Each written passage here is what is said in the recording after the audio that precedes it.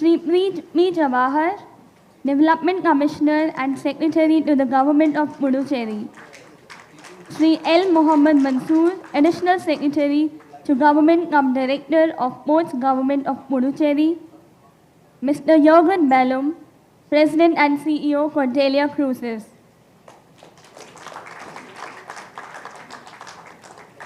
Shri Rahul Singh, Secretary, Port Shipping and Aviation, Government of Lakshadweep.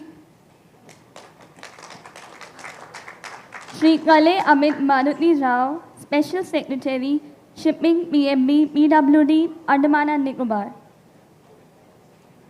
Shri Sanjeev Gupta, Head Marine Division, ACOM.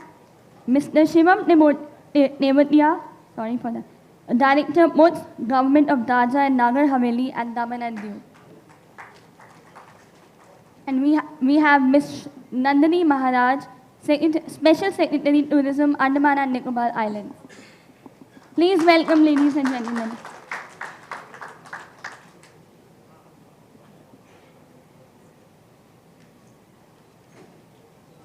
I would like to invite Mr. Madhukar Godhade, Director General, Deputy Director General of Lighthouses and Light. So please welcome on the stage.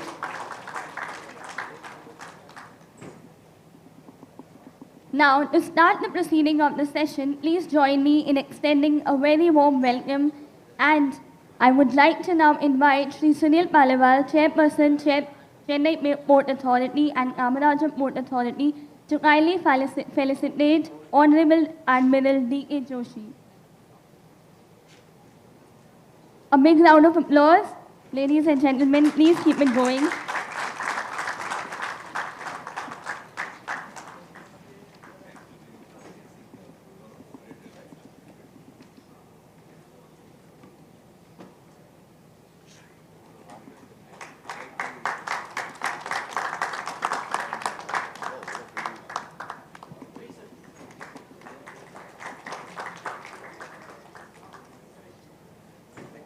Sir, I would like to request you to kindly felicitate Honorable Minister, Ministry of Blue Economy and Fisheries, Zanzibar, Tanzania, His Excellency Suleiman Masood Makame.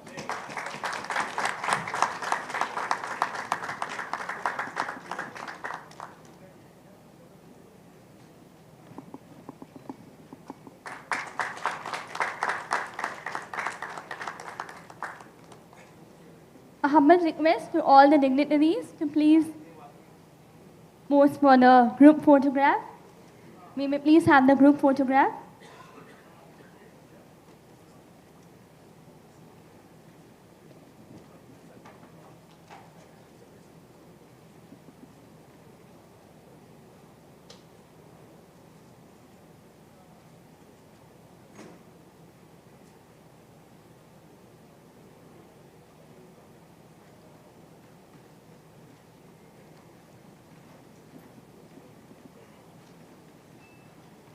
May I now invite Mr. S. Vishwanathan, Deputy Chairperson, Chennai Port Authority, to kindly deliver the welcome address.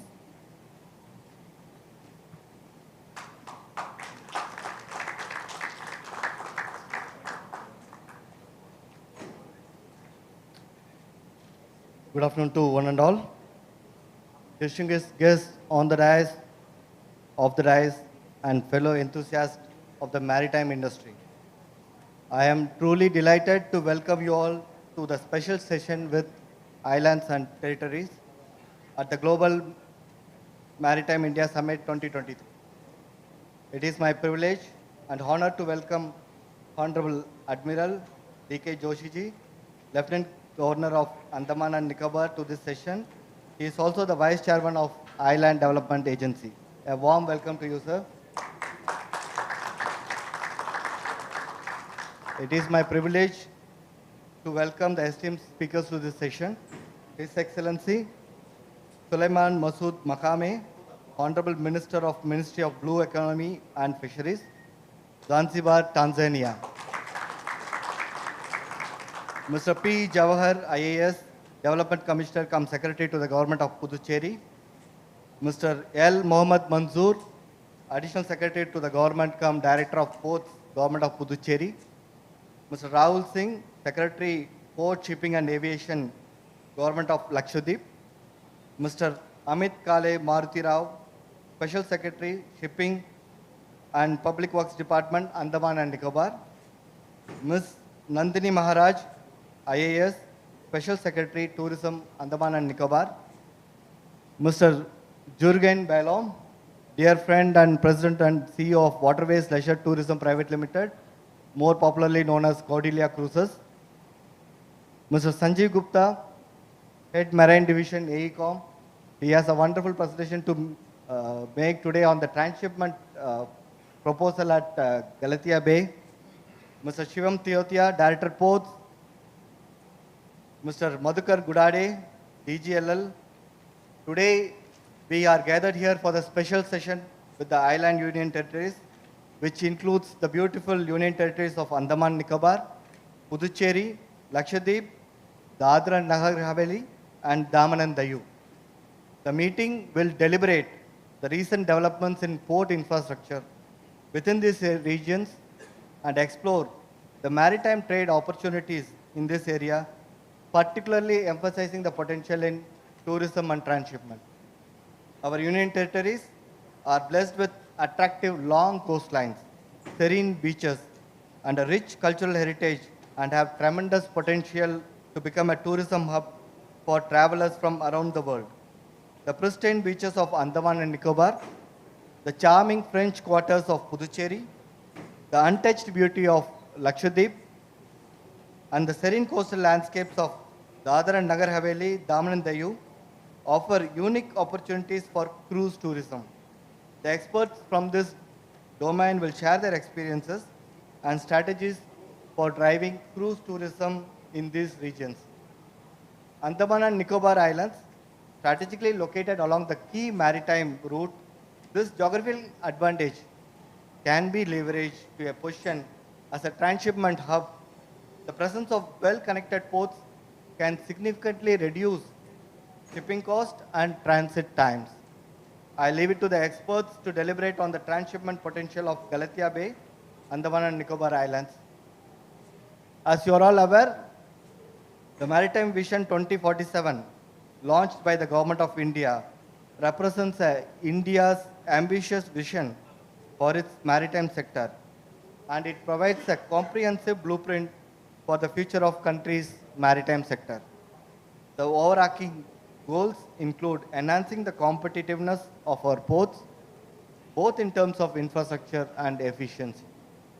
It aims to leverage the India is untapped blessed. potential in the UTs, driving economic growth, innovation, and help India become a global maritime leader. Maritime Vision 2047 also emphasizes the importance of cooperation and synergy between ports.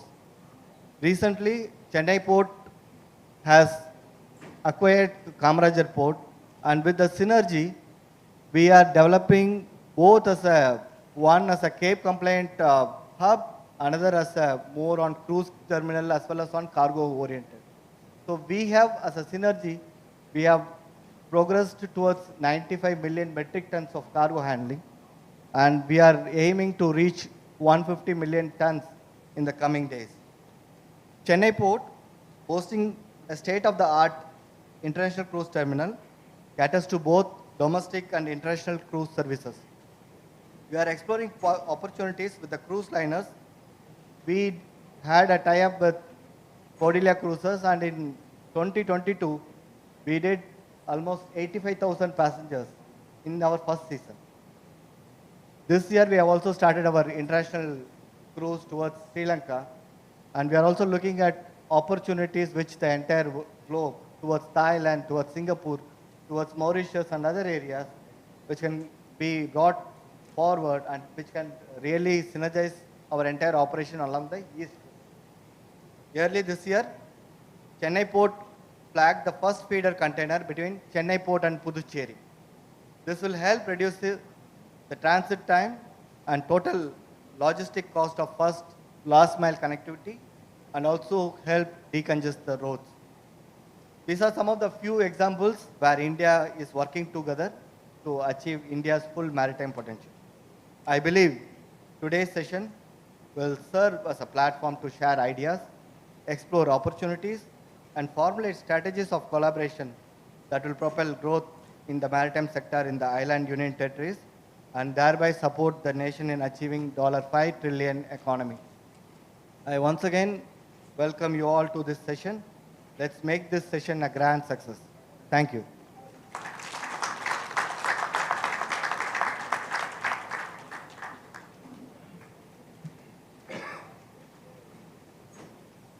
May I now invite Admiral Joshi ji to please deliver your special address.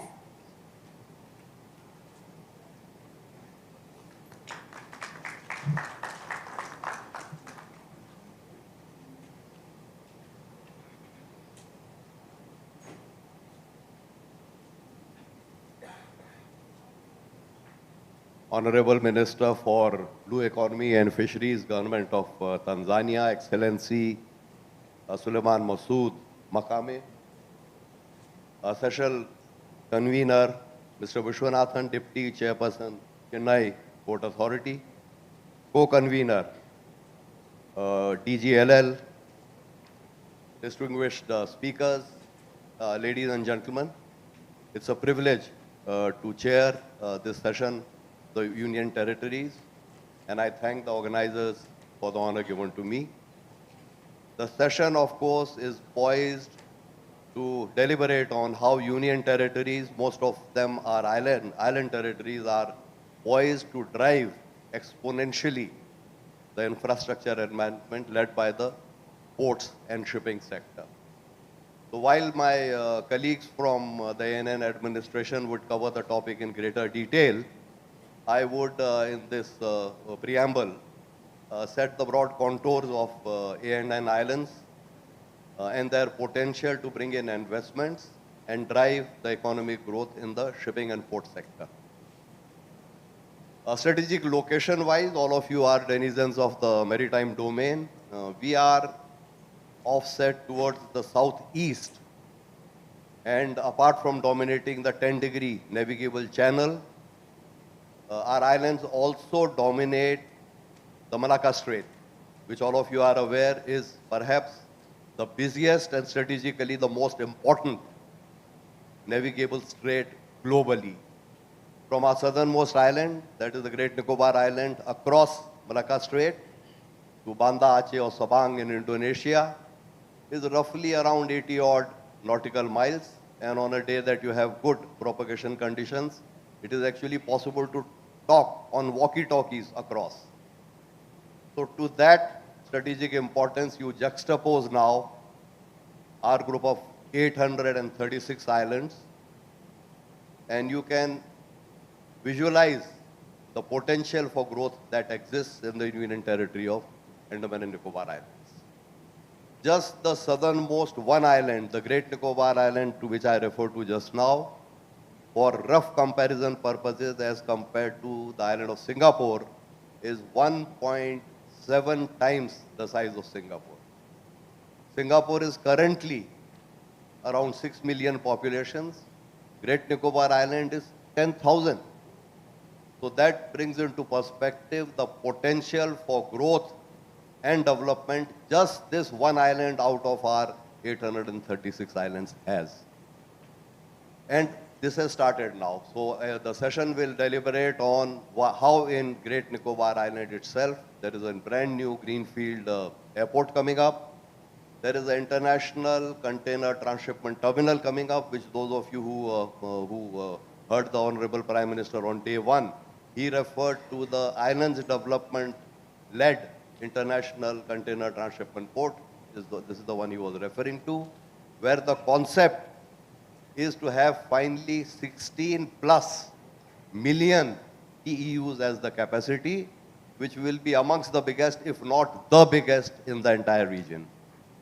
Moving northwards, Port Blair, which has a shipyard and a port in any case, we have entered into a 30-year memorandum of understanding with Cochin Shipyard Limited, both for HR skills upgradation and for infrastructure and facilities enhancement of the port. Moving northwards in Port Meadows, we have perhaps the biggest in the area, ship-to-ship transshipment hub, already functional, wherein in an Indo-German joint venture with Matsya, that transshipment facility is already operational. Moving further north, in Diglipur, which is the northernmost tip of Andaman Islands, there is a proposal for a deep water port, for which we are in consultancy with IIT Chennai. So all of this in the coming years, moving forward from here, is poised to put Andaman and Nicobar Island, the Union Territory of Andaman and Nicobar Islands, on a high trajectory growth path for development led by the ports and maritime sector. My colleagues from the administration will talk about these projects in greater detail. With that, in conclusion, I wish the session great success, and I thank the organizers for having given me this opportunity. Thank you.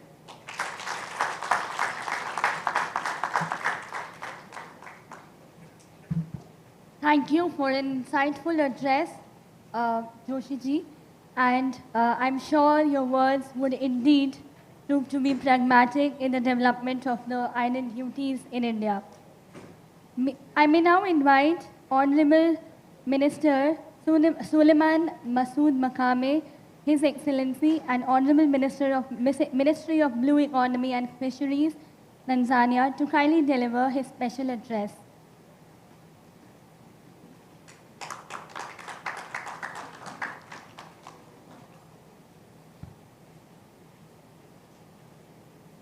Thank you so much for inviting me today. Good afternoon to you all. Here, first of all, I have to take this opportunity to thank and congratulate the government of India for preparing this a very important summit, Global Maritime Summit 2023, which connects the global in maritime issues and maritime economy. Also, I have to take this opportunity to thank the government of India for inviting me from Tanzania to participate in this a very important summit for the development and cooperation between India and Tanzania. We are very much appreciating for choosing Tanzania as one of your colleagues to be among your friends in the world. Thank you very much for that, a very good intention. So the blue economy leverage the diverse and exciting opportunities that the ocean offers for the dynamic development of our society, as well as well-being of our people in the world. Despite strong economic growth and favorable investment policies and trade, local communities have also far, however, not fully benefited from these opportunities. The revolutionary government of Zanzibar is reorienting its blue economy agenda and mobilizing the country and the people towards rapid and resilient economic recovery. The focus is to coordinate and manage the sustainable development of the ocean and its endowments for economic prosperity. With 5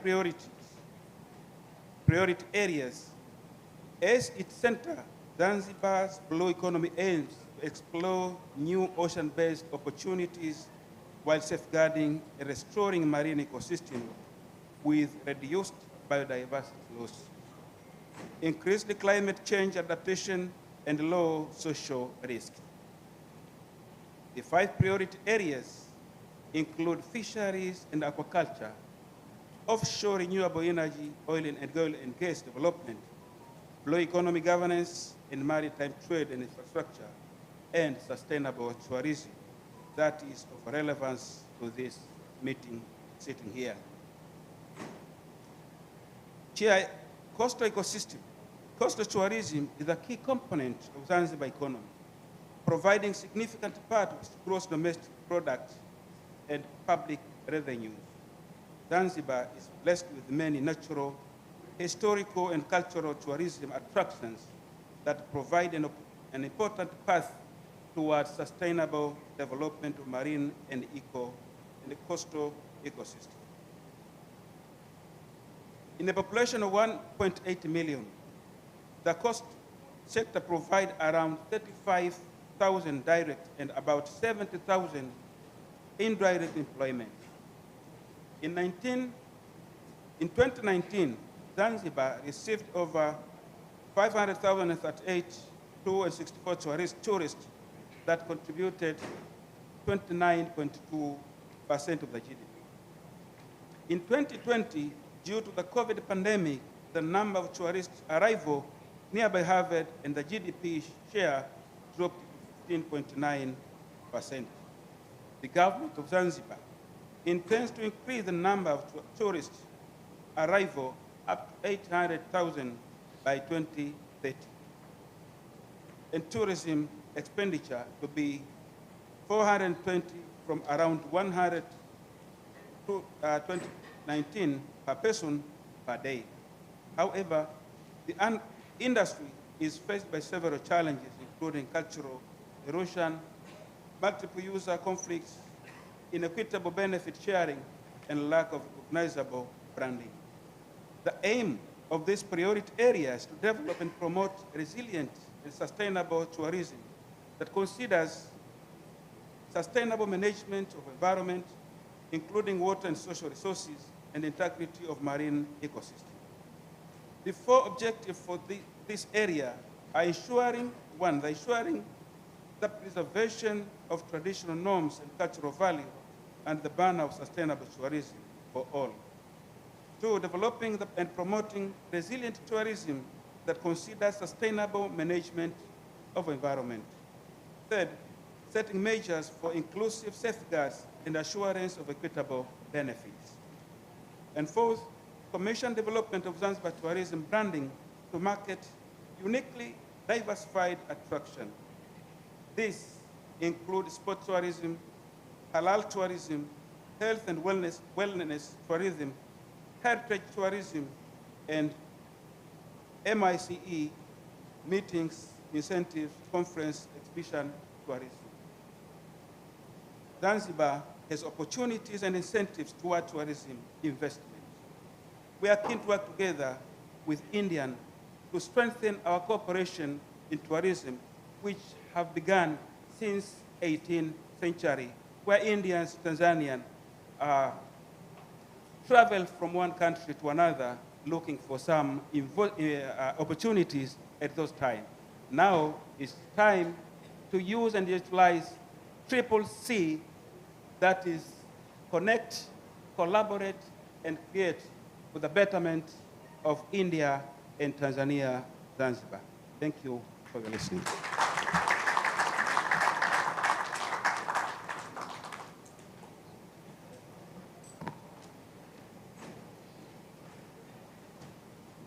Thank you, sir. It is indeed an honor to have you at the Global Maritime India Summit, and I'm sure maritime cooperation is certainly a promising area for India and Tanzania. May I please invite Mr. P. Jawahar, Development Commissioner and Secretary to Government of Puducherry, to kindly deliver his speech on development of non-major ports at Puducherry through private partnership. Thank you.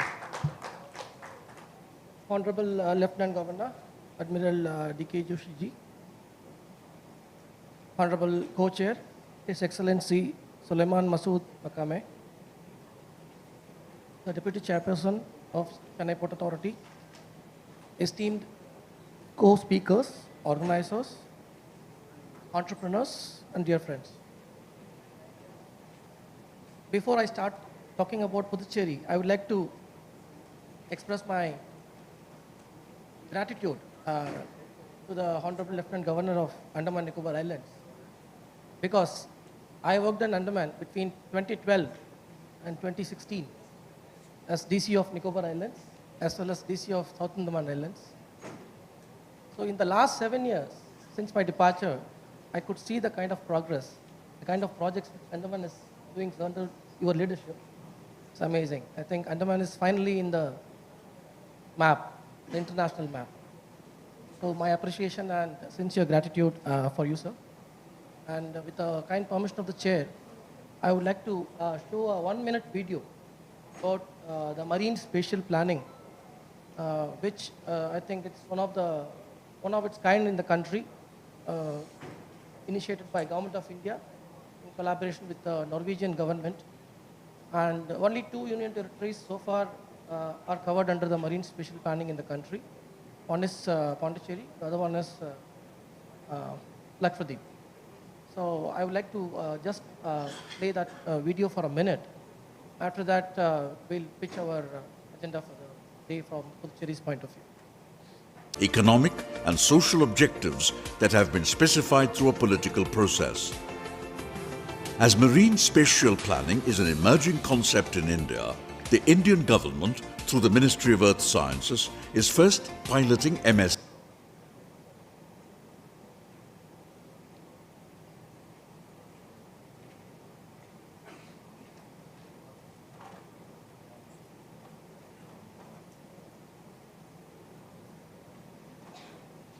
I think before they fix the glitch, I'll proceed further, sir. Puducherry, as we know, is a tourism-driven economy, and tourism as a sector contributes significantly to its state's GDP. Almost 1/4 of our state GDP is contributed by tourism. That is also corroborated by the fact that in the last 5 years, the GST contribution of the growth of GST in collection in Puducherry is almost in the range of 25%, one of the highest in the country. I would attribute directly to the growth of tourism for this such a impressive GST growth in the Puducherry's economy. And we have 3 operational ports in the UT of Puducherry. UT of Puducherry, as many of you know, is a geographically scattered territory like Dadra, Nagar Haveli, and Daman and Diu. We have 3 territories in the east coast and 1 territory in the west coast. And Karaikal and Puducherry regions are surrounded by Tamil Nadu, and the Yanam region is surrounded by Andhra Pradesh. And in case of Mahi, which is the west coast, the country is surrounded by Kerala. And we have 3 operational ports, and 2 are in Karaikal region. And both of them are a PPP port. For the last almost 1.5 decades, we have a good experience in running the port along with our private partner. It is doing very well, and every passing year we are achieving new targets. We are almost close to achieving the intended target of almost, I think, 1,000 metric tons, 10 million tons per annum. The target is 14, we are 10 now. So with this note, I would like to just pitch for one important project which Puducherry would like to lay before this forum. The Puducherry Port, Pondicherry Port. Puducherry is the name of the Union Territory, Pondicherry is the name of the city. So that's the difference. So Pondicherry Port has 153 acres of land, and it's a very interesting piece of land because it has a land area abutting the sea as well as land area abutting the inland waters. Our Pondicherry Port is located in the inland waters. We have a clear navigation channel with a draft of 4.5 meters to 6 meters. And we have a working arrangement with a memorandum of understanding with the Chennai Port. And Chennai Port Authority is our mentor organization. And under the guidance of the Chennai Port, we have been able to operate the ships between Pondicherry Port as a feeder port to the Chennai Port. That operations have successfully commenced and it is ongoing. Apart from that, we have also initiated a proposal to operationalize a ferry service from Pondicherry to Sri Lanka, Kanke-Sinturai. And it will be a hybrid operation of cargo as well as passenger ferry. though we are in the initial stages, it might commence subsequently. So coming back to the core anchor point which we would like to make, we are open for a partnership, a private partnership to a PPP-based arrangement for our Pondicherry port. The Pondicherry port has a 150-meter berthing space, and it has excellent space available for cruise tourism. Cruise operations is emerging, and a lot of operators are showing evincing interest, and it is a sure shot success for any entrepreneur who is going to pitch for that project. So under a PPP arrangement, we would like to bring the focus to the point of marine spatial planning, because among the legal complexities of which are coast related, this marine spatial planning is the one which is largely seen as a solution by Government of India, and we are being chosen fortunately by the Government of India to be a pioneer in that.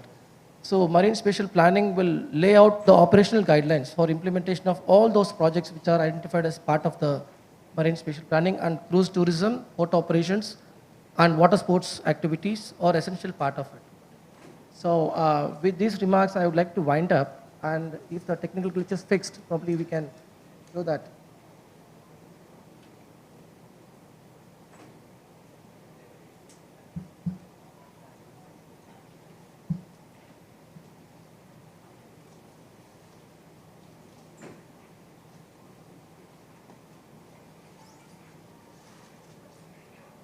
(1,500 kilometers and over 2 million square kilometers of exclusive economic zone with a wealth of living and non-living resources.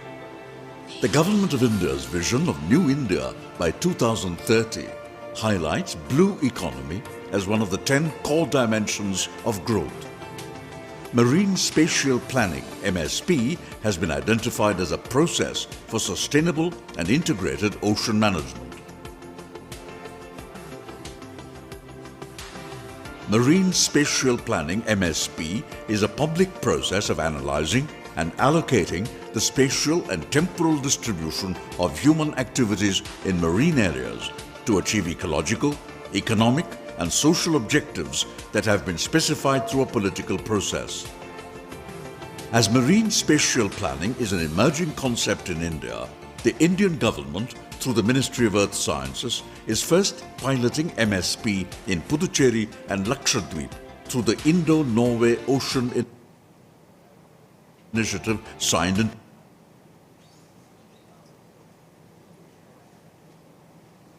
My bad, sorry for that. Thank you.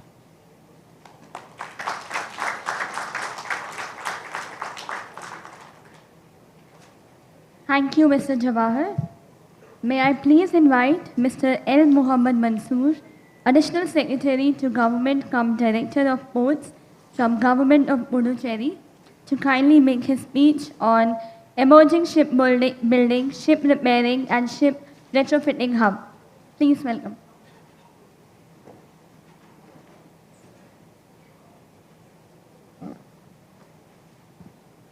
Respected Chairman, Vice Chairman, dignitaries on the dais, audience, and dignitaries seated.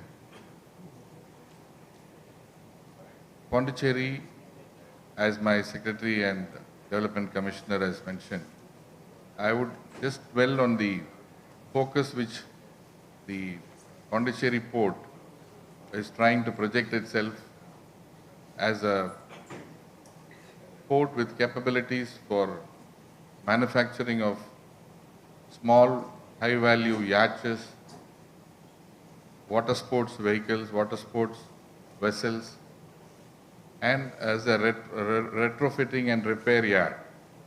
Because as we can acknowledge that we do not have that much of a capacity for cargo handling, unlike our port in Karaikal. And so this port at Pondicherry, though we have some container movements, we could not aspire for huge volumes because of the hinterland requirement, and we are overshadowed by the Chennai port. And Chennai port is guiding us into minimal movement of cargo. but we would like Pondicherry to be positioned as a retrofitting center, as a repair yard, as a dry docking center, and we look out for venues, avenues where private people can come in, and as we have with Karikal, a PPP, we would also try to welcome people to ferry services, be it a cargo of a special value kind. So we wanted to pitch in that we are ready to call for an expression of interest, and since we have a wide spectrum of industry and academic and port authorities, so we would really have a feedback, and we did have a lot of interaction during the course of the 2-day period. So Karikal, as you all know, is the private PPP enterprise in Karikal, which is now heading towards its 12 million metric ton capacity. They are dealing in bulk cargoes, and if at all, it serves to the central hinterland of Tamil Nadu. So as a small UT, our requirements may not be really justified by the presence, but we have to tend to take care of the requirements of the hinterland also. So with this, I conclude saying that we are ready for, though there are some limitations for ferry services and others which we would like, we have some plans for having a ferry terminal under Sagarmala. We have dredged our riverine port to make it more navigable, and we would see a lot of new interest and new ideas coming up. So thank you for this opportunity, and we welcome private people to come and give us ideas, and to build, own, operate, a transfer model or whatever model it suits. Thank you.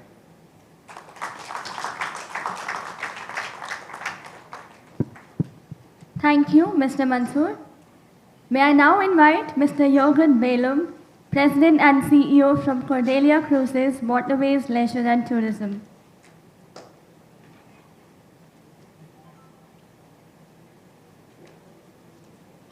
The Honorable General Chief, Excellency, all officials from the Indian government,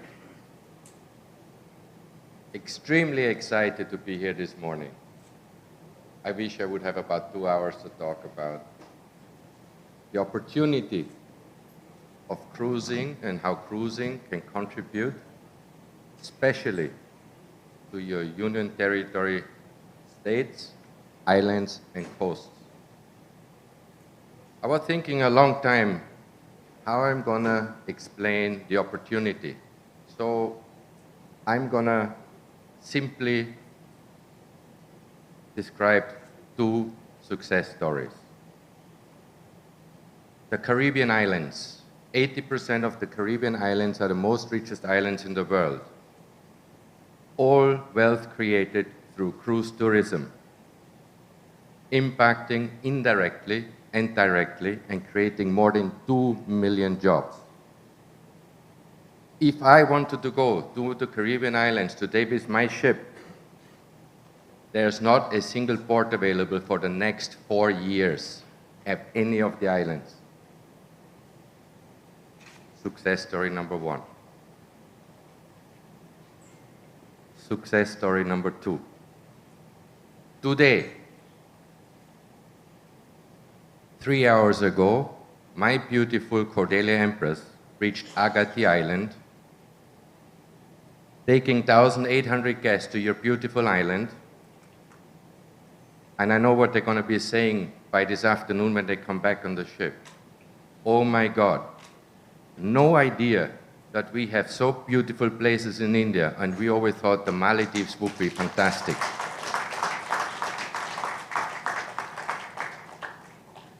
The other part, we started in 21, right after COVID, until today. 80,000 guests visited Lakshadweep Islands. Now what does the future look like for you, ladies and gentlemen?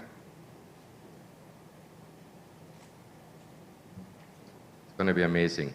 Knowing my colleagues in the industry which are aggressively preparing with all the board chairmen and with the vision of our Honorable Prime Minister, 2047, 50 million passengers, you better hold on and put your seatbelt on because we are coming in big forces. Because ships, cruise ships, are not small and they're getting bigger. The last cruise ship I built during my stint in Royal Caribbean had 8,000 passengers alone.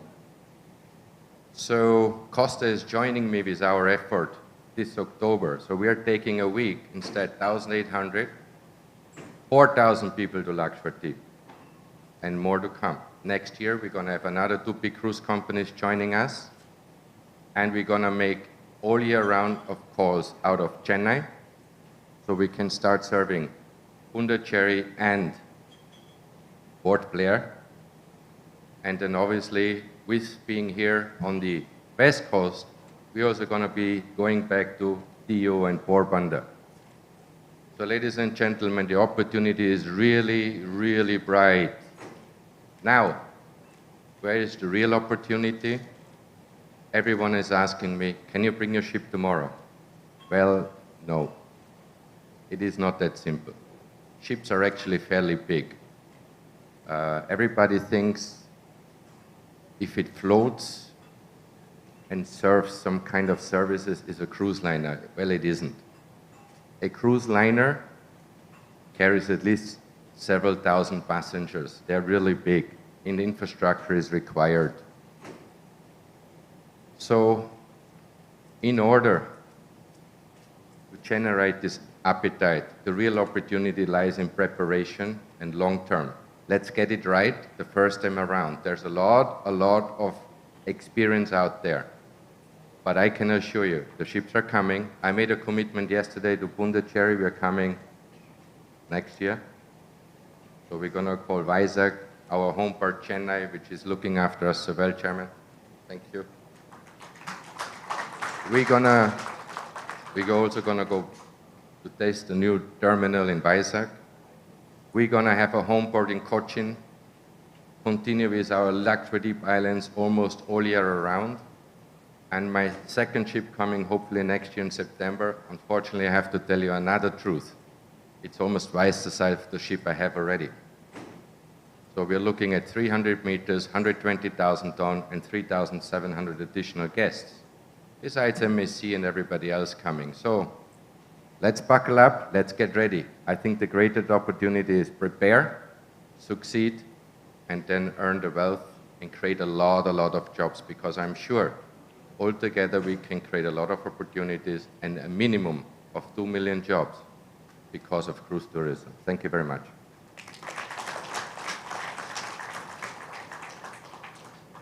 Thank you, Mr. Benham. That was indeed insightful. May I now request Mr. Rahul Singh, Secretary of Ports, Shipping and Aviation, Government of Lakshadweep, to kindly come and make his speech. Thank you.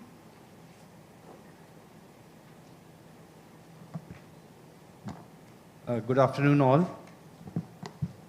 Admiral B.K. Joshi ji, Honorable LG Andaman Nicobar Islands, His Excellency Suleiman Masood Makame ji, Honorable Minister, Ministry of Blue Economy and Fisheries, Zanzibar, Vishwanathan sir, Deputy Chairperson, Chennai Port Authority, other eminent co-speakers and distinguished guests present today.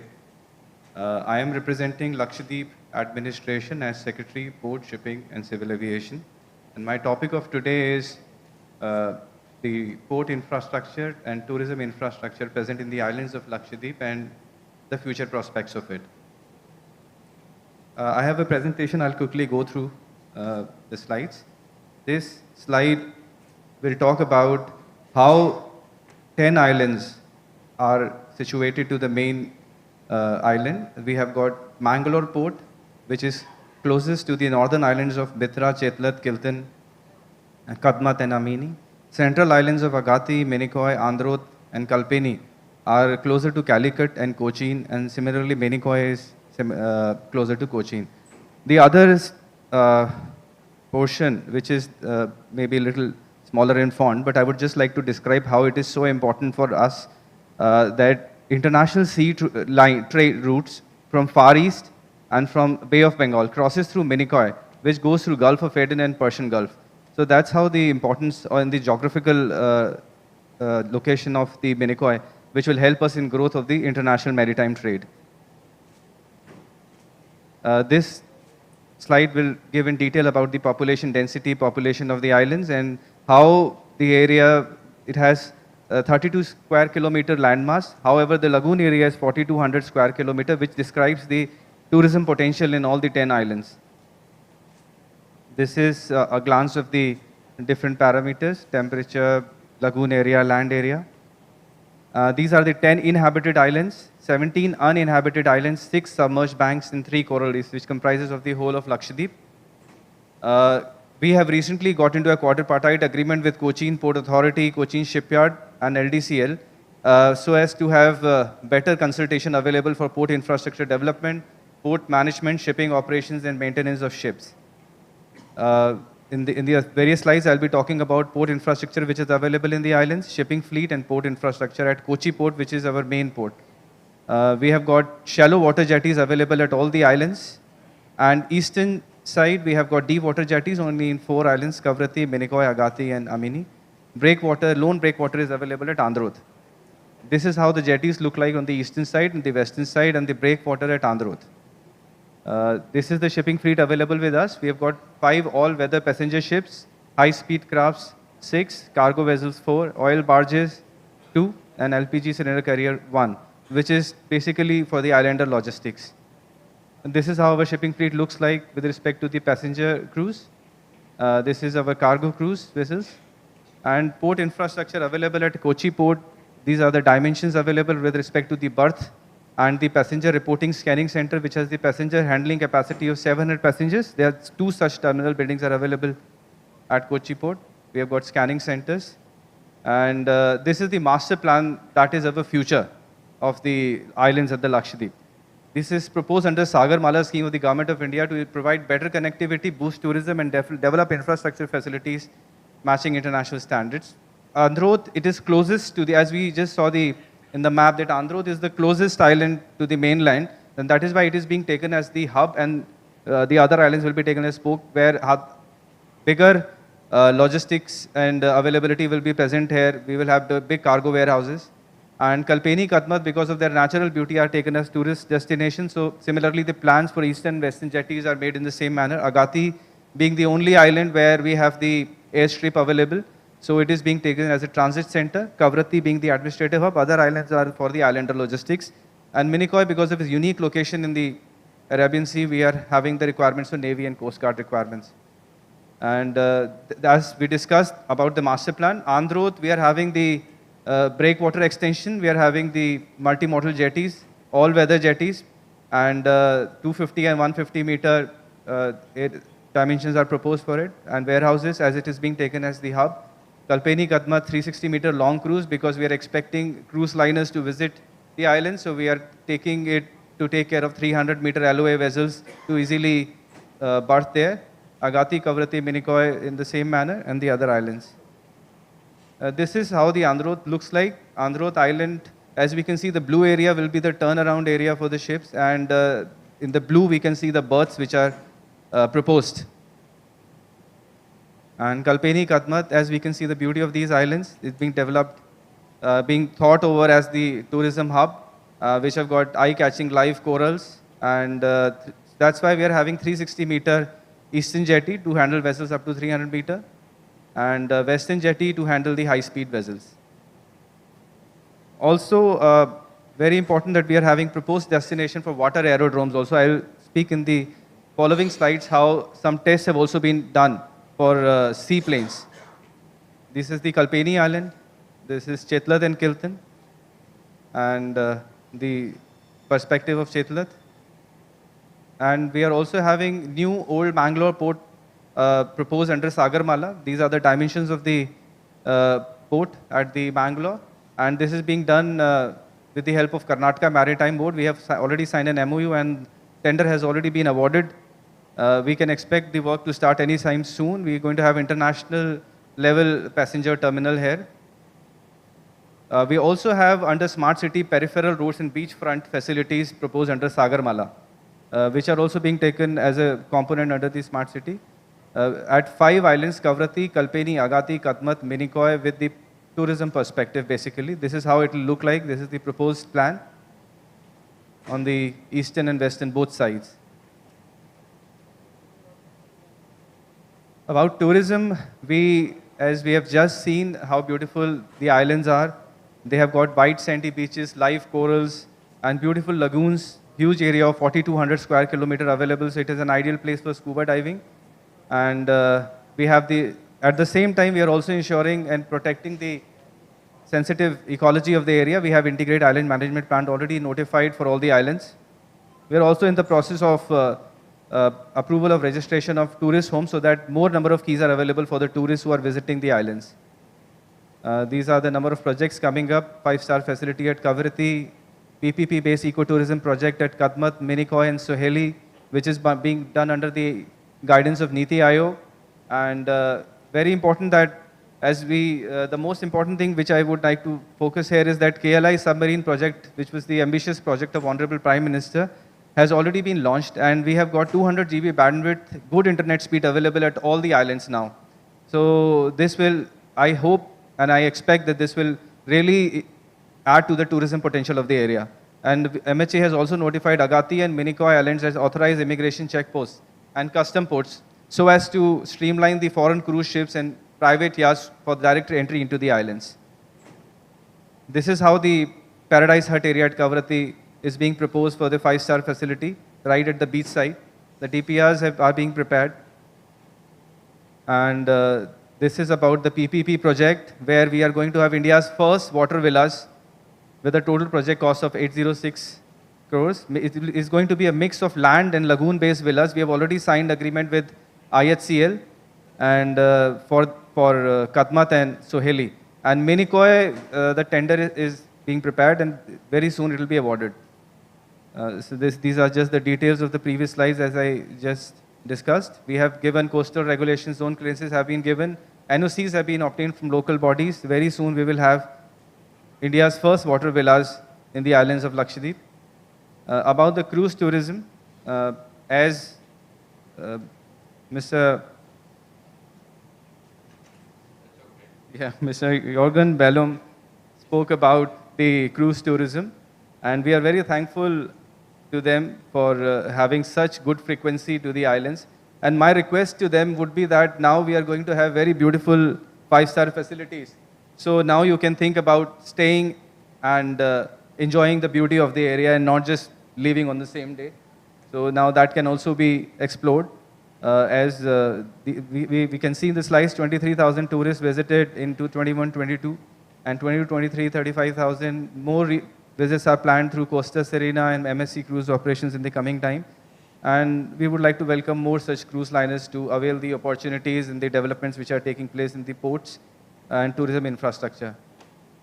This is about the air connectivity to the area. We presently have the runway length of 1,204 meters, and ATR 72 is operating on every day basis from Kochi to Agati. More more airports are being added by the Ministry of Civil Aviation. We are proposing a new runway of 2,080 meters with Airbus 320 VFR operations, and at Agati we are expanding it, and at Minikoy it's going to have Greenfield Airport, which is going to have runway length of 2,800 meters, again 320, and we have with VFR operations. This is about the development of water aerodromes. Under the UDAN scheme, Ministry of Civil Aviation has already identified Minikoy, Agati and Kavrati as for the development of water aerodromes. Cochin Port Authority is our consulting partner who has already appointed consultant and who have already visited the islands and conducted a feasibility study, and they will be in the process of submitting the report. So this can become a reality in the islands very soon. And the Airport Authority of India has also identified Kalpeni, Bitra, Kadmat, Kirtan and Bangaram for water aerodromes, and these are the routes which have already been awarded to SpiceJet. And these are the trial operations which have already been conducted at Minikoy for the seaplanes. So with this I conclude my presentation, and I would invite more cruise liners to visit the islands and to avail the new opportunities which are present here.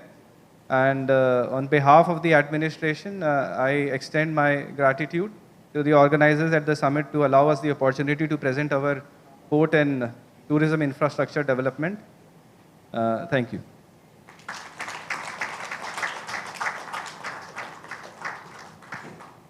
Thank you, Mr. Singh. May I now invite Mr. Kale Amrit Maruti Rao, Special Secretary, Shipping, PMB and PWD from Andaman and Nicobar Islands.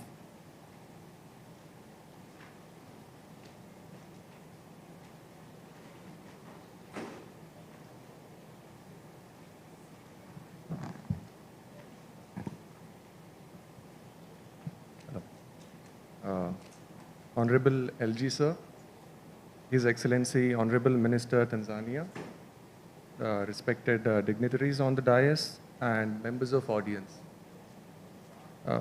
Good afternoon all. Today I'll be presenting on various key initiatives and maritime opportunities in Andaman and Nicobar Islands and our multiple stakeholders, the way they can participate and invest in Andaman.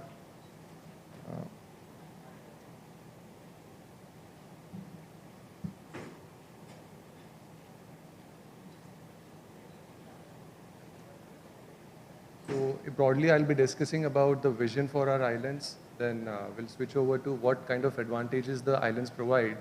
Then we'll be talking about the key initiatives and what all investment opportunities we have in the islands. Now broadly, we can see here Andaman, the main ports which are there. We have Diglipur, Mayabandar, Rangat, Swarajdeep, Shahid Dweep, Port Blair and Hut Bay from north to south. Further towards the right side on Nicobar, we have Nicobar, Dunkaveri, Cutchal and Campbell Bay. So to get a broad idea about the arrangement of islands here. Here, to understand the importance of the islands due to its proximity to Southeast Asia, its central location in Bay of Bengal and quite proximity to the Malacca Strait, we have a huge potential which is quite untapped in the islands, and there lies in a great opportunity to invest here. I'll be talking quite in brief about the advantages that the islands provide. First, it has a huge north to south stretch of 750 kilometers in the Bay of Bengal. Further, it has quite proximity to Malacca Strait. In terms of trade, 35% of global annual sea trade is through the Malacca Sea route, and it's a major oil and coal import route. Further, with respect to the natural advantages, it has good sheltered ports as well as deep water, for example, in Atlanta Bay in Diglipur and Port Meadow. I'll be talking in 4 sub-areas here. In terms of shipping, we have shipbuilding and repair hub. After that, acquisition and chartering of ships. In terms of port development, we have large port development projects coming up and small jetties. So in order to set the context for shipbuilding and repair hub, why do we need it in Andaman and Nicobar Islands? First, we have a huge untapped potential of 60 SSUs, ship standard units in India, and that can be a great opportunity in the islands. Global shipbuilding market is going to rise to $266 billion in 2026. There is an increase in demand due to increase in fleet size. We have future projects like International Container Transshipment Terminal. Then there is a ship-to-ship transshipment terminal coming up at Port Meadow. Further, more than 60,000 commercial vessels that traverse each year along this route. So there is an increase in demand over a period of time. Over a period of time, there is also saturation in mainland shipyards. Out of the 30 shipyards, they have a constraint of land availability as well as waterfront. Therefore, naturally, the expansion we can do in Andaman and Nicobar. Further, as per a study done, the littoral countries such as Bangladesh, then Myanmar, they have a very limited shipbuilding industry. So in order to cater to their demands, we can take advantage of this opportunity and develop a maritime hub in this region. The advantage that the island provides is we have abundance of island for port development, as well as there are natural harbors and deep water coastline. One potential location which we have identified is Atlanta Bay in Deglepur. And if we develop this, it will place our nation along similar lines like Japan, Korea, with participation of our multiple stakeholders. So in terms of moving towards this building and repair hub, what we as administration are doing in order to create a more cohesive and enabling environment, we have an agreement with CSL, which is called as CANSRU, a 30-year agreement. In this, we have ship repair ecosystem modernization of existing port facilities and skill development. These are the three aspects which we are pursuing, and our dockyard extension is also already ongoing. Further, in order to develop a good human resource, various ship-related courses are being offered through various institutes in Port Blair. So naturally, the next step is to involve our stakeholders through a PPP mode, whichever we can, that can be figured out, for conducting a feasibility and roadmap for a shipbuilding and repair hub in Atlanta Bay. This is a broad ship acquisition plan. We would be acquiring vehicle ferries, harbor ferries, 200-ton cargo vessels, then 350-ton water barges, various pull tugs. In terms of disaster management, we have rigid inflatable boats and workboats we would be soon acquiring. In ship chartering, there is a proposal already under process for chartering of 2 300-passenger vessels. These would cater to the demands of inter-island sector, and they would connect smaller ports. Therefore, there is a good opportunity, especially in terms of tourism. My colleague will emphasize on that aspect, wherein various multiple destinations can be connected through ship chartering.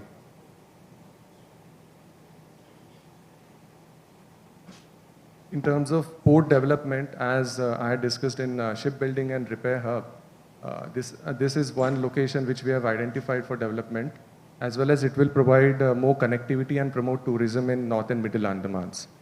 Now, importance of this is it has a good protected waters and deep water port. Already IIT Madras is in loop for conducting a pre-feasibility study, and soon the report is going to be submitted.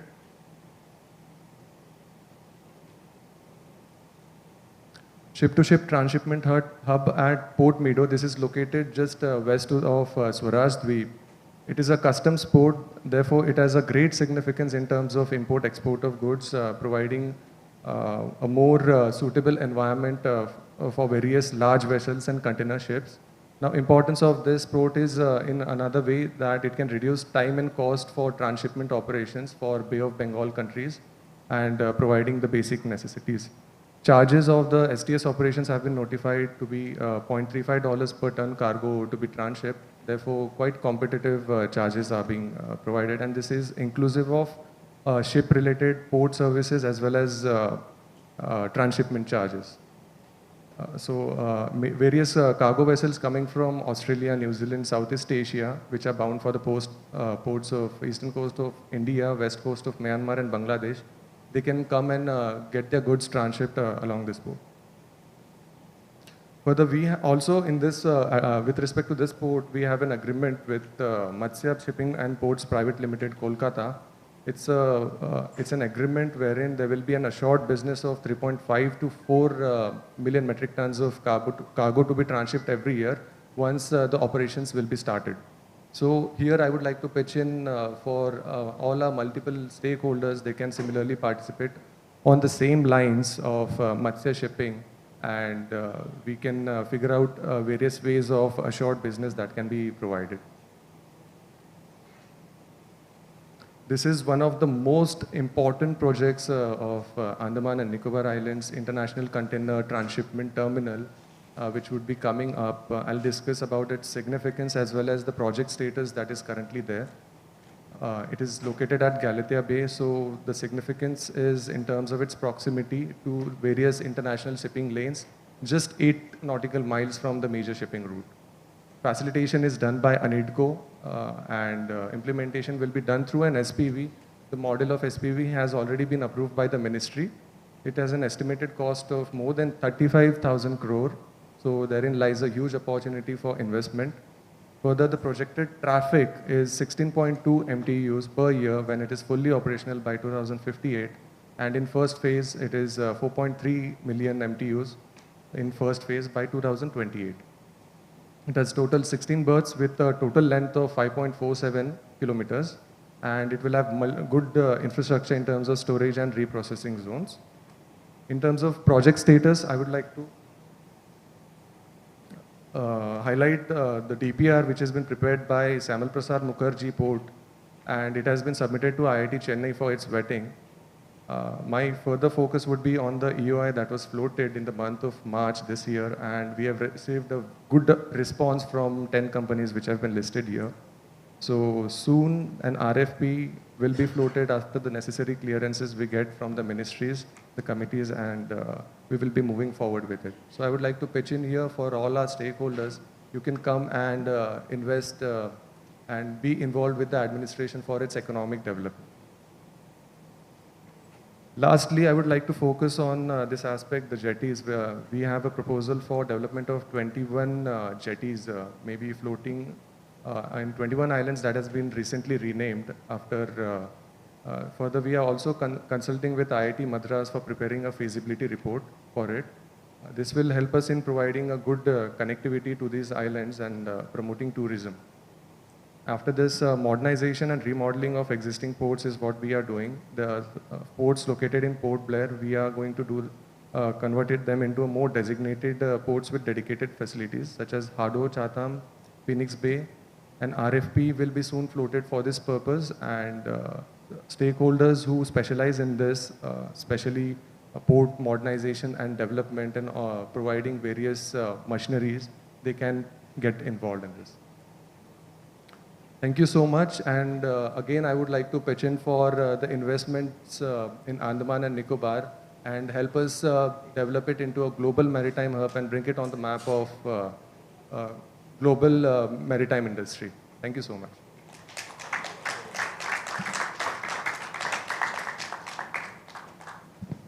Thank you, sir. Thank you so much.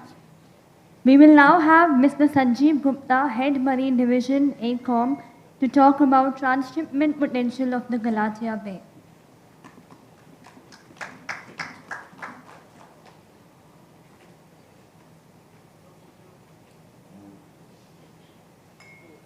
Good afternoon, everyone.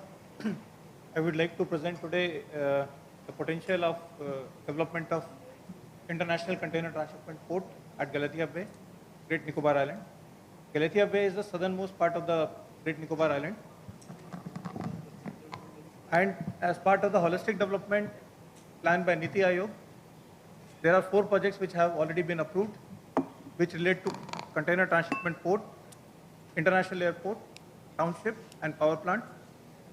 Total area of about 166 square kilometer has been notified, and environmental clearance has already been obtained for the project. So Galathea Bay, why the Galathea Bay should be considered for international container transshipment port is because it is located about 40 kilometers from the Malacca Strait International Shipping Channel, which accounts for about 35% of the annual global sea trade. Natural water depth of about 20 meter is available, which creates an opportunity to handle the biggest container ships. So logistically, if you see currently, the traffic of the eastern coast of India is being handled either at Singapore or Port Klang, and some traffic through the Colombo also. But Great Nicobar has a strategic advantage that it is located closer to the main shipping route. Also, it is closer to the feeder ports, which are currently being served by the ports outside the country. So in case a port is developed at Great Nicobar, it will save the shipping cost. So with this help of these small charts, I would like to show how it can save the shipping cost, because overall logistic cost has a component of shipping cost, which pertains to both mainline as well as the feeder ships. So if a mainline ship are handled at the transshipment terminal, which is located near the shipping route, so that the mainline ships do not have to divert. In that case, whenever the transshipment port is located closer to the shipping route and it is closer to the feeder ports, it will save the logistic cost. As an example, when there is a trade from east to west, so mainline ships, currently they stop at Singapore, and then feeder ships take the cargo to the eastern ports of India as well as the Myanmar and Bangladesh. However, if the mainline ships, instead of stopping at Singapore or Klang, they come to Great Nicobar, the distance to be traveled by the feeder vessels will be reduced, far reduced, and therefore there will be a saving on the overall logistic cost. So going by that, considering the existing transshipment volumes in the region, considering how much currently these existing transshipment ports are handling for Indian East Coast traffic, and the possibility of expansion of the existing transshipment ports, we have arrived at a traffic projection for the Great Nicobar. In spite of the stiff competition, Great Nicobar can still handle, they can still get a respectable share of the transshipment cargo because of its strategic location, and cost and time savings due to the shorter diversion of the mainland vessel and the shorter travel distance of the feeder vessels to the feeder ports. So based on our traffic projections, it is assessed that initially we have a potential to attract traffic of about 4.3 million tons, which can grow up to 16 million tons over the next 30 years. So based on the traffic potential at the port, as well as the site conditions, we have developed a master plan layout of the proposed international container transshipment port, which comprises of 2 breakwaters, which will allow tranquility for round-the-year operations. It will have container berth of 5.6 kilometers. That 5.6 kilometer will be developed in stages, with the initial stage being 2.3 kilometers, and slowly it will get developed as the traffic builds up. Natural water depth or the dredge water depth of about 20 meters will be provided so that it is able to handle the largest container ships currently in operation or even the future container ships. So the project requires substantial capital investment. However, because of its remote location, the financial returns are lower. So therefore, it is proposed that the project will be taken up on the landlord model, in which a capital-intensive common infrastructure like breakwaters, berths, dredging, reclamation will be carried out by the government entity, which will be basically in the form of an SPV, which modalities have been finalized. And then we will bring up PPP operator who will be able to bring expertise in the container handling operations so that to make the port competitive to the competition. So for construction of breakwaters, berths, dredging, reclamation, port colony, utilities, we have provided, we have already prepared separate EPC tenders which will be floated after the cabinet approval is accorded. Then for selection of concessionaire, RFQ and RFP documents are under preparation as per the model concession agreement.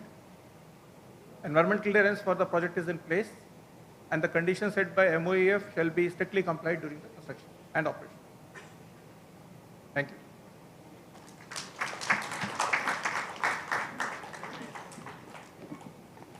Thank you, Mr. Gupta. To talk about unlocking untapped maritime tourism potential, we will now have Mr. Shivam Nevatia, Director Ports from Government of Dadar and Nagar Haveli and Daman and Diu.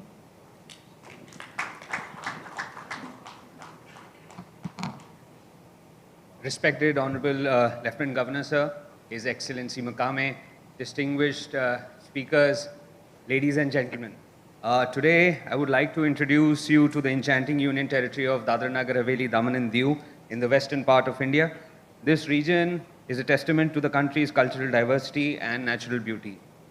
To sum it all, we have 3 districts and 170 kilometer north of Bombay. One is on the eastern side of the Mumbai-Ahmedabad highway, and one is on the western coast. Dadra Nagar Haveli is the biggest district, approximately 500 square kilometers of area. Daman is 71, and Diu is a small island off the coast of Saurashtra in Gujarat. Moving forward, this is at a glance. We'd like to share that we have pristine beaches at Diu, Daman, and it's a leisure destination with rich Portuguese heritage, with a good history about it, and DNH has rich diversity, and Daman and Diu are strategically located on the western part of India. when I was making the presentation, our Secretary Sir said that, you don't only talk about the advantages, but also talk about constraints, which we can convert it into possible opportunities. So talking about constraints, Diu, it's not connected by rail. The nearest railway station is Verawal, which is approximately 88 kilometers and 2 hours of distance. By road, if you travel from Daman Diu, it takes you approximately 14 hours. And from Surat, it takes you about 11 to 12 hours. So that is why we can say that, tourism, maritime tourism has immense potential in our UT of Daman and Diu and Dadra Nagar Haveli. Moving forward, when we talk about maritime tourism potential, we talk about the possible routes for cruise tourism. When we talk about Diu, Mumbai Diu is approximately 150 nautical miles. Daman is 110 and Surat approximately 107. These are the possible routes that we are looking for promoting cruise tourism to our beautiful island of Diu. When we talk about opportunities, these are the opportunities which we can possibly look into: cruise tourism, beach tourism, leisure tourism, dive tourism, water sports, and recently we have been promoting MICE tourism as well, sir. So we'd like to inform that in May, G20 event happened at Diu, and we're very proud that it was a very successful event at Diu. Moving forward, when we talk about maritime tourism potential, so we do not look at only the island of Diu. We also look at, we can develop this circuit, which is Diu, Gir National Park, and Somnath Tourism Circuit. From Diu to Gir is approximately 60 kilometers. Diu to Somnath is approximately 80 kilometers. So this triangle can be looked into by possible, when people will come for cruises, they can obviously get onto Diu and can visit Gir National Park, which is home to the Asiatic lions, and visit Somnath Temple. So this is the, yes. And when we talk about what the UT administration is doing, we're talking about our initiatives, which is development of tourism infrastructure. We've developed the world-class seafront at Daman, and which was inaugurated by our Honorable Prime Minister. Moving forward, ladies and gentlemen, when we develop maritime tourism infrastructure under Sagarmala scheme, these are the possible channels in Diu that we are looking for dredging. One is at Diu Port, which is 2.7 kilometers, and at Vanakbara, which is 5.7 kilometers of dredging. We have also proposed a development of modern fishing harbor under Pradhan Mantri Matsya Sampada Yojana under Ministry of Fisheries. These are the possible sites at Diu. We have the Gogla Beach, which is a certified, which is a blue flag certified beach. This is the photograph of Diu city. We have Diu Fort, which was built in 1559, the Pani Kotha, the Kukri Memorial, and Fort Saint Sisi. When we talk about Daman, here you can see the Namo Path, which is the world-class seafront facility developed at Daman. We are now promoting tent cities also. So in recent past, we have developed 4 tent cities and coming up with further 3. The new airport is coming, new terminal building of Daman is coming, and that's the photograph of Daman Fort. These are the photographs of 10 cities which have recently come up. On the left side, you can see Diu at Nagwa Beach and at Daman Jampur Beach. This is our plan that we are looking forward. We are very positive about cruise tourism, Ro-Ro packs from Surat as well as from Mumbai, and development of water sports at Daman and Diu. So, ladies and gentlemen, this is all from my side, and it's brief, and thank you so much for giving me an opportunity to speak at the event, sir. Thank you, sir. Thank you. Thank you, Mr. Tewatia. We may now have Ms. Nandini Maharaj, Special Secretary, Tourism, Andaman and Nicobar Islands, to make her speech on maritime tourism opportunities in Andaman and Nicobar Islands.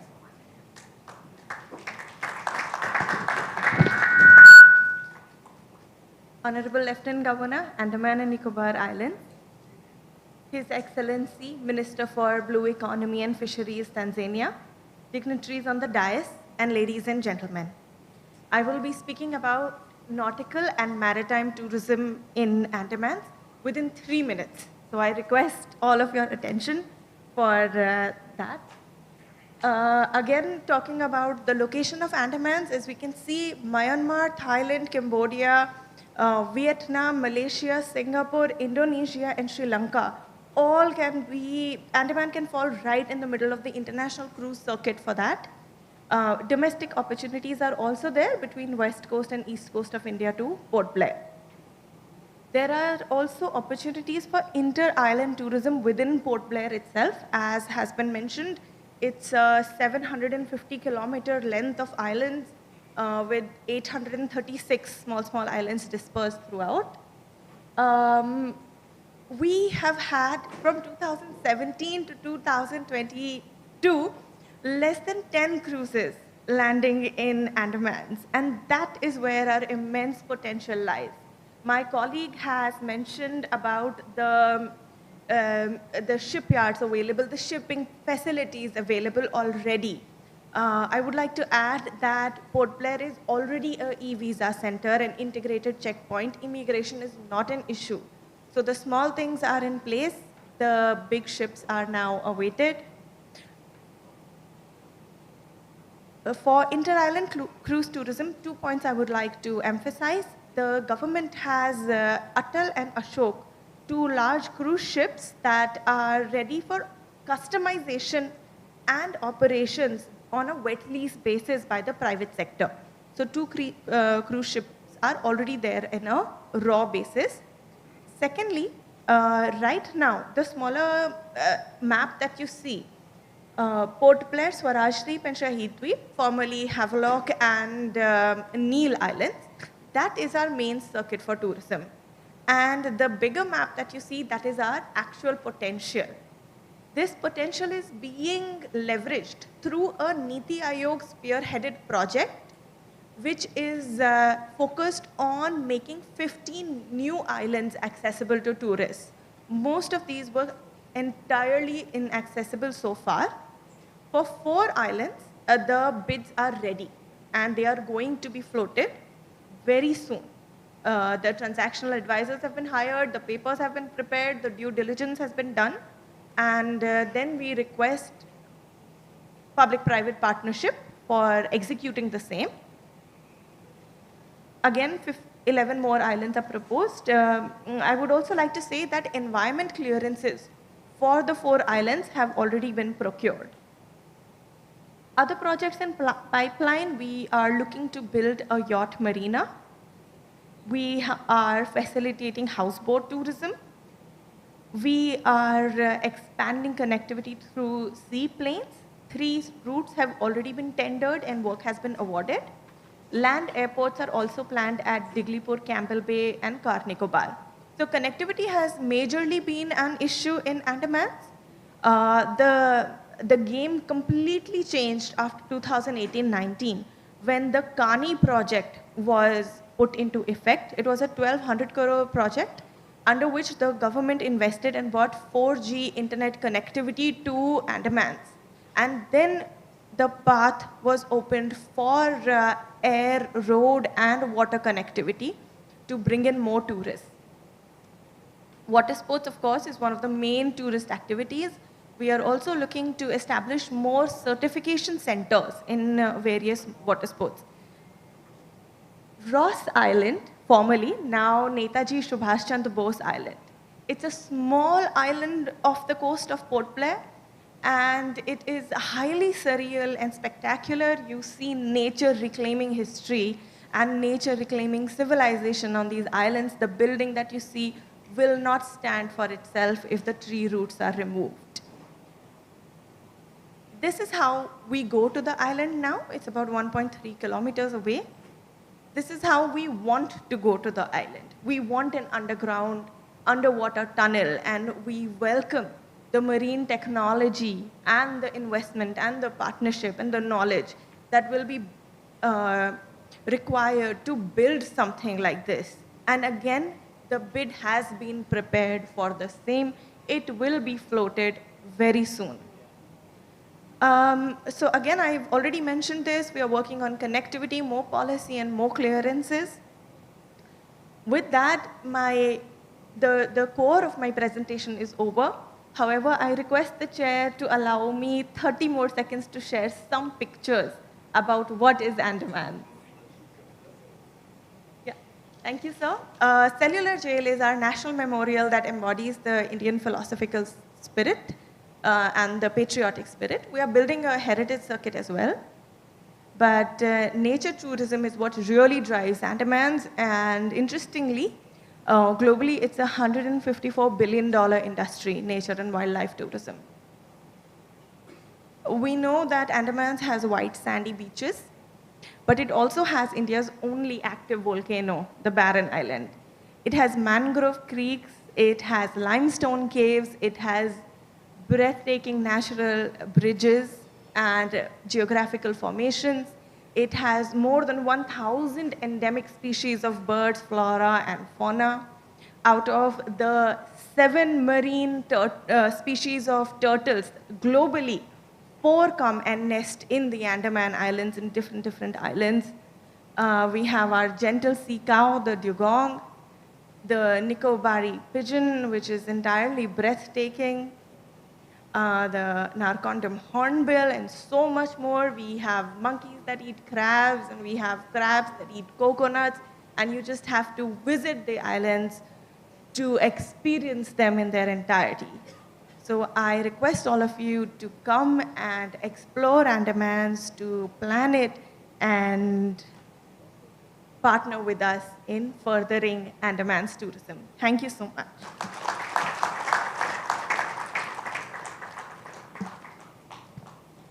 Thank you, ma'am. Ladies and gentlemen, when we have such an esteemed, distinguished set of panelists amongst us, we certainly have a range of questions waiting amongst the audience. So we can now throw the floor open for some questions from the audience, if any.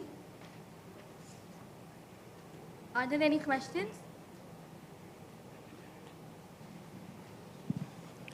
Hello, yes. Very thank you. It's an insightful discussion we have, and it entirely changed the perspective of the islands and union territories, and I'm thankful to the organizers and the speakers and the distinguished guests and dignitaries. So my question is to the Nandini Maharaj ma'am. So we have presence all over the Andaman Nicobar Islands. As a lighthouse engineer, I have visited many uninhabited islands. So it has an untapped potential for a tourism. Yes, we are developing and we have a plan for the major islands. So do we have any plan for developing those inhabited islands for tourism?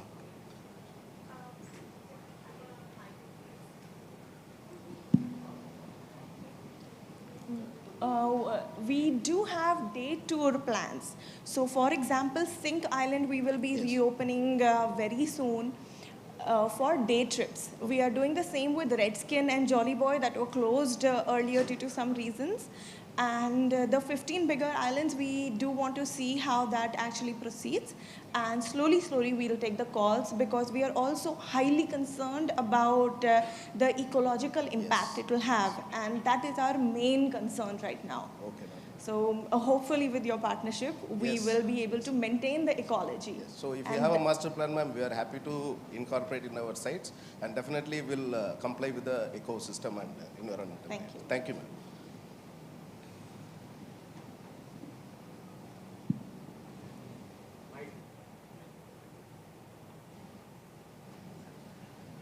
I am Captain Solanki from Inland Waterways Authority, Head of Project Director, National Inland Navigation Institute. In maritime sector for long and inland water transport. Now my question is basically related with human resource development. When we are talking of this much of infrastructure, facilities being developed, what is the island's perspective with regards to development of human resource in the island? Because presently most of the merchant marine personnel also, they move to the mainland for their training. Thank you.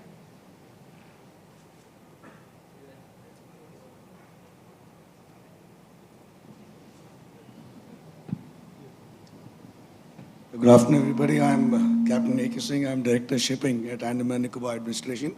I'm sorry my voice is down, so you'll have to bear with me. As regards the question for HR development, yes, that's an area of concern. There are two issues about it. One is the marine part, and one is the ship construction and ship-related activities, the repair activities. So we have a 30-year agreement with the Cochin Shipyard, wherein they are going to train people at Port Blair and create a marine or ship repair ecosystem. So that is one part. Other part is getting the courses for the mariners at Port Blair. We already have Deep Braid Polytechnic with us, which does conduct courses for the MS class vessels. But for the IV that you had pointed out, we still don't have any other institute. Thank you.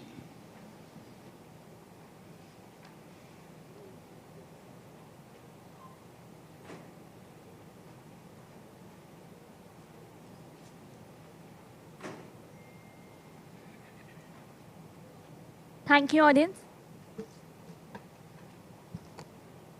Thank you, audience. So, now we have a set of... Thank you so much, audience. This conversation has certainly carved a way around developing island duties to create a more vibrant maritime future. And we're certain the ideas around and deliberations arising out of this session would go a long way. And as a token of appreciation to our esteemed speakers, may I now request Mr. S. Vishwanathan to kindly present the mementos to the speakers.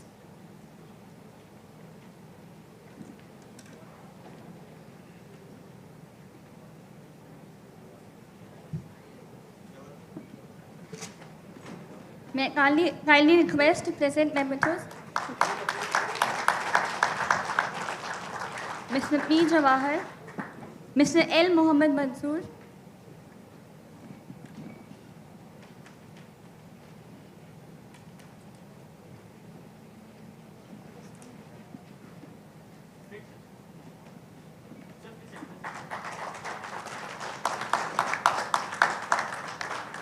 to Mr. Jürgen Bellum,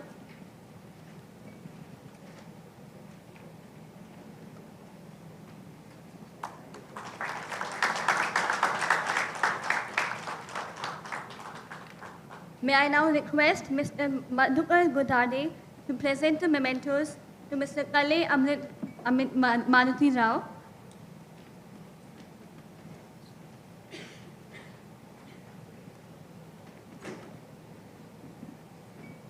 A big round of applause.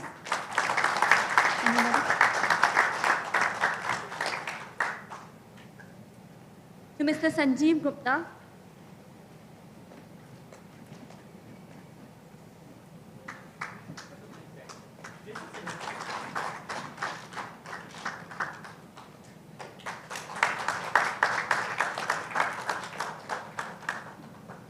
To Mr. Shivam Nevatia.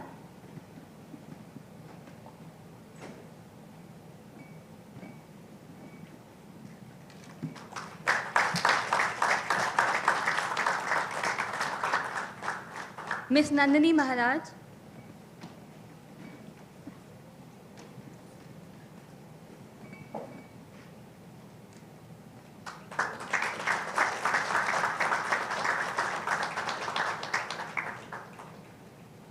May I now request Mr. Madhukar to kindly present the vote of thanks and concluding remarks.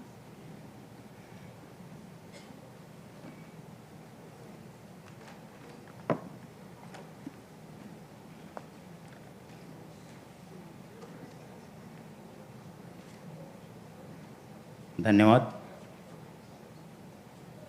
इस चहक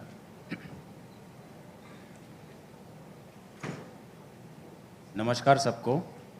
सबसे पहले मैं हिंदी में आपको energy करने के लिए एक मुहावरा सुनाना चाहता हूं, जो हमारे प्राइम मिनिस्टर श्री नरेंद्र मोदी का एजेंडा है विकास, भारत का विकास।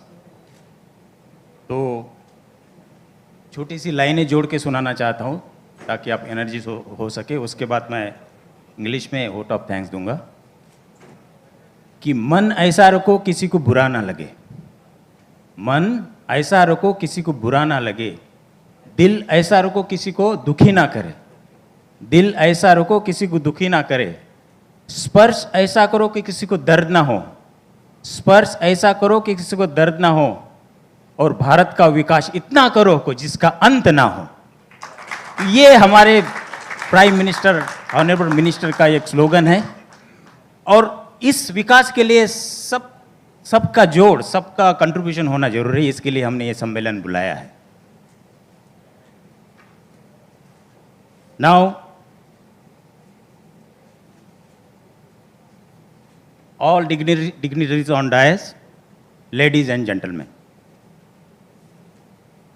Today we explore our heartfelt gratitude for the remarkable contribution made during our special session on island and union territory under the esteemed leadership of Admiral D.K. Joshi, Honorable Lieutenant Governor of Andaman Nicobar, who chaired the session, and co-chair His Excellency Suleiman Masood Makane, Honorable Minister, Blue Economy, Fisheries and Tanzania, and Sri Vishwanathan, Deputy Chairperson of the Chennai Port Authority, who conveyed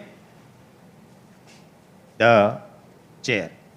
This session was comprehensive explorations of critical subject covering tourism development opportunities in UTs, the potentials of domestic international ferry services, the latest advancement in shipbuilding, ship repairs technologies, and the exciting possibility in transshipment opportunity.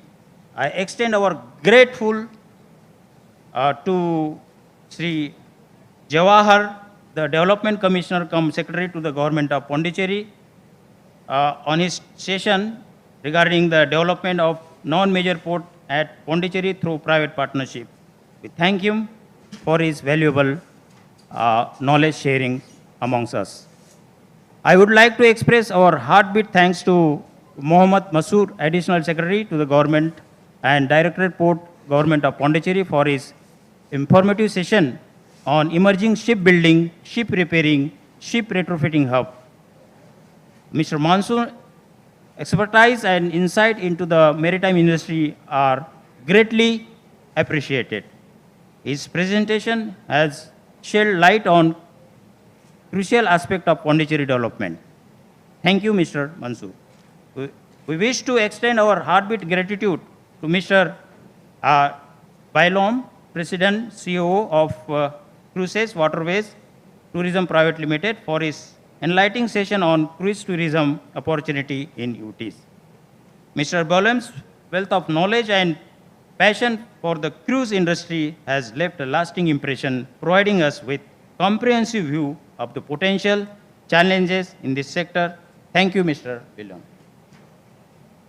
A big thanks to Sri Rahul Singh, Secretary of the Government of Lakshadweep, for his insightful session on port infrastructure, tourism and future perspective on Lakshadweep. Mr. Singh's expertise and vision shed light on potential of port infrastructure and tourism in Lakshadweep, leaving us with deeper understanding and brighter outlook. Thank you, Mr. Singh. We extend our heartbeat gratitude to Mr. Kale Amit, Special Secretary, PWD Andaman and Nicobar, Maritime, on the session of maritime infrastructure opportunity in Andaman and Nicobar Islands. His presence here today has left us with a deeper understanding and sense of optimism for the future. We appreciate his contribution and thanks him for enriching our event. Thank you, Mr. Kale. Now I extend our sincere gratitude to Sanjeev Gupta, Head of the Marine Division, AECOM, for his enlightening session on the transshipment potential of Galathea Bay in Great Nicobar Island. Mr. Gupta's expertise and insight have shed light on crucial aspect of economic development in the region. His contribution and expertise have been invaluable. Thank you, Mr. Gupta.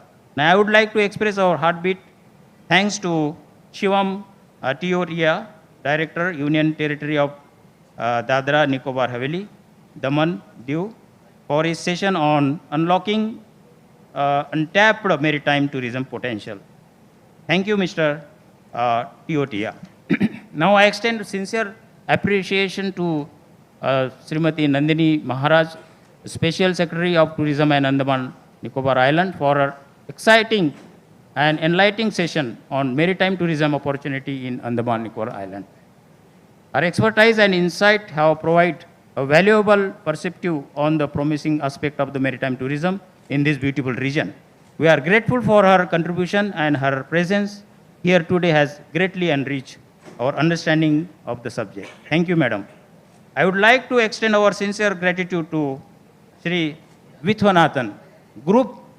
The big round of applause for the Vishwanathan who are arranging all the things, and big round of applause for our minister also.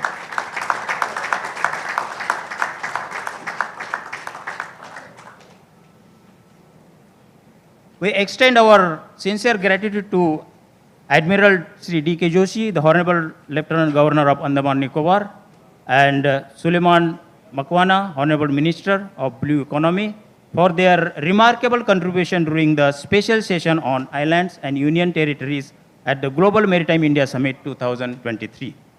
His vision and dedication to the development of island have been truly inspiring. Both the Honorable Minister expertise has left an indelible mark on his event. We are immensely thankful for his significant role in shaping this discussion. Thank you, sir. On behalf of our organizing committee and all speakers, I would like to extend our heartfelt thanks to our esteemed audience. Your active participation, engagement, insightful questions have been instrumental in making this event a resounding success. It's your enthusiasm and curiosity that have truly enriched our discussion and made this gathering a meaningful and informative experience. We appreciate your presence, look forward for the future opportunities to learn, share, collaborate, and thank you, dear audience, for being essential part of this event. Now, I just want to give some brief about our DGLL also. In DGLL also, we are developing, as per the Pradhan Mantri's view, that in the 75 Azadi Ka Amrut Mahotsav, that he's emphasized that the lighthouse have more potential for tourism. So we take the figure 75 and we develop 75 lighthouses as a tourist destination. And we observe that it is we contribute, the blue economy also will increase because of this factor. And in addition to that, our island also in UT, Lakshadweep and Andaman Nicobar Islands also, we are developing the lighthouses, some of the lighthouses as a tourist destinations. And so we are also take care of the blue economy of the nation. Now at the concluding part, again, in Hindi, I just want to share दो लाइनें आपके सामने जोड़ के सुनाना चाहते हो concluding part में कि फूले गुलाब का खुशबू लिया तो करो, फूले गुलाब का खुशबू लिया तो करो, फूल है गुलाब का खुशबू लिया तो करो, भारत को विश्व गुरु बनाना बहुत सरल है, थोड़ी कोशिश किया तो करो, थोड़ी कोशिश किया तो करो। आप लोगों की कोशिश को भारत विश्व गुरु बनाने में कोई कमी नहीं रखेंगे, लेकिन आप लोगों का सहयोग, टेक्नोलॉजी का एक्सचेंज होने से ये सब संभव है। और with this word I just conclude and thank you very much.